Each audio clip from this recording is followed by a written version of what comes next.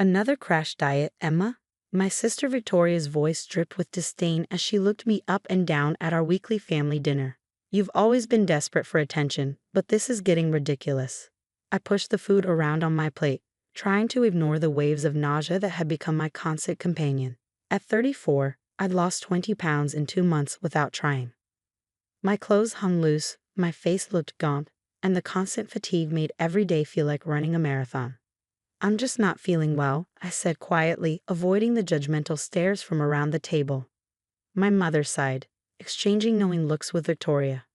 Honey, if you're having eating issues again, we can find you help, Mom said, her voice dripping with fake concern. Remember when you were 16? Ah yes, 16, when Victoria had spread rumors at school about me having an eating disorder because I lost weight during swim team training. It didn't matter that I'd won state championships that year. In my family's eyes, everything I did was just another bid for attention. I'm not dieting, I insisted, pushing away another wave of nausea. I've actually been trying to gain weight. Victoria snorted, nearly choking on her wine. Right. That's why you're barely touching Mom's lasagna. You know it's her specialty.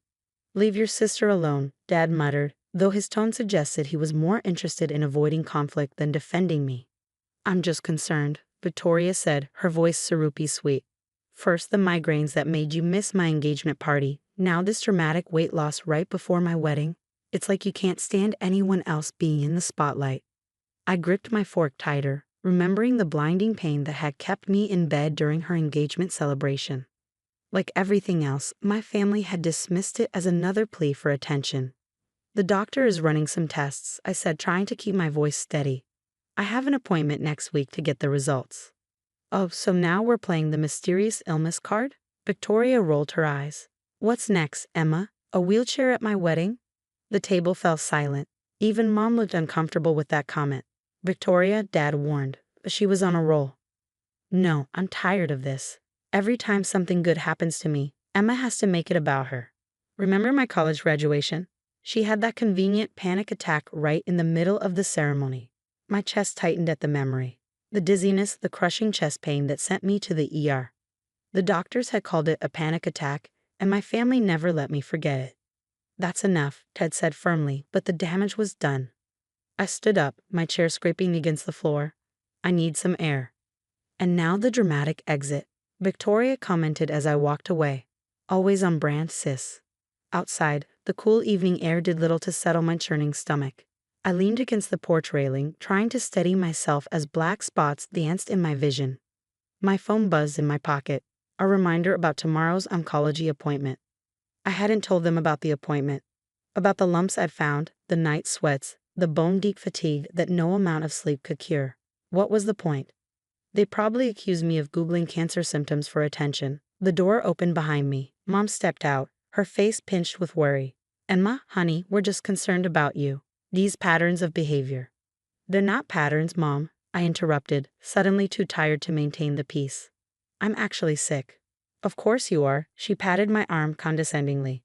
Just like you were sick before Victoria's high school graduation and her engagement party and, I have an oncology appointment tomorrow, I cut her off, watching her face freeze. The GP found some concerning symptoms. They're testing for lymphoma. Mom's hand dropped from my arm. Cancer? Don't you think that's taking things a bit far? The laugh that escaped me was hollow. Of course. Even the possibility of cancer was just another attention-seeking ploy in their eyes. You know what? Never mind. I'll let you know what the doctor says. I grabbed my purse from inside and headed for my car, ignoring Victoria's calls about running away again. As I drove home, my phone kept buzzing with texts from Victoria. Real classy, dropping the C word to ruin my pre-wedding dinner. Mom's upset now. Hope you're happy. You always have to one-up me, don't you? I turned my phone off, focusing on the road through tears. Tomorrow's appointment loomed in my mind. The test results that would either validate my concerns or give my family more ammunition for their narrative about my attention-seeking ways. Little did they know, this time would be different. This time, the truth would silence them all. The oncology department was eerily quiet as I sat alone in the waiting room.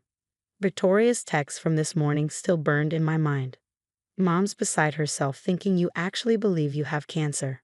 This is a new low, even for you. If you show up at my wedding looking for sympathy, I swear.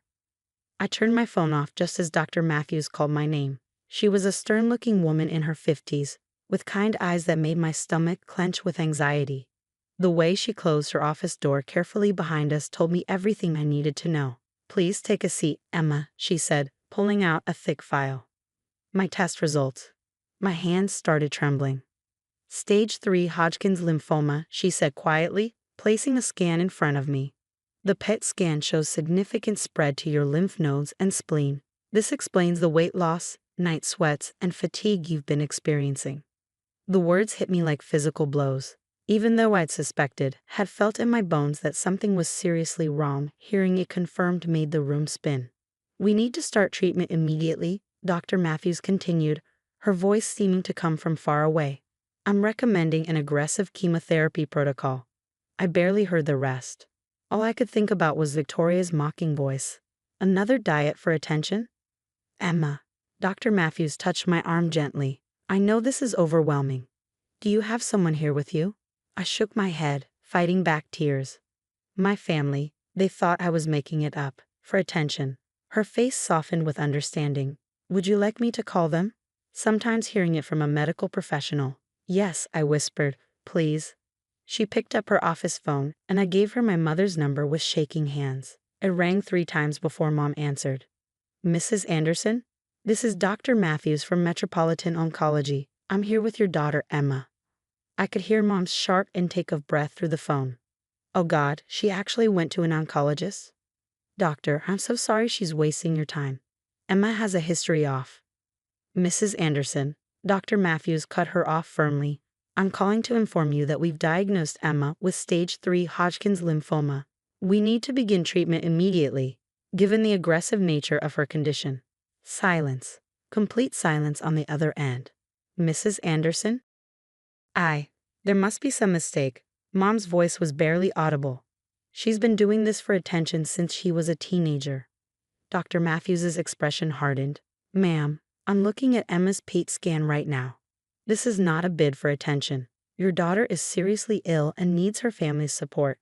I strongly recommend you come to the hospital as soon as possible." More silence, then muffled sobbing. We'll be right there." After hanging up, Dr. Matthews squeezed my hand. "They're on their way. Would you like to see the social worker while we wait? We have excellent support services for patients and families." I nodded numbly, still processing everything. Within an hour, my quiet hospital room became a storm center. Mom arrived first, her makeup streaked with tears, followed by Dad, who looked like he'd aged 10 years. Victoria burst in last. Still in her wedding planner meeting clothes, her face white as chalk. "The doctor's wrong," she announced, but her voice shook. "They must have mixed up your results with someone else's." Dr. Matthews, who had returned with my treatment plan, shook her head. "I assure you there's no mistake. Would you like to see the scans?" She pulled out the images, pointing out the masses that had been growing inside me while my family accused me of attention-seeking. Victoria sank into a chair, her hand over her mouth.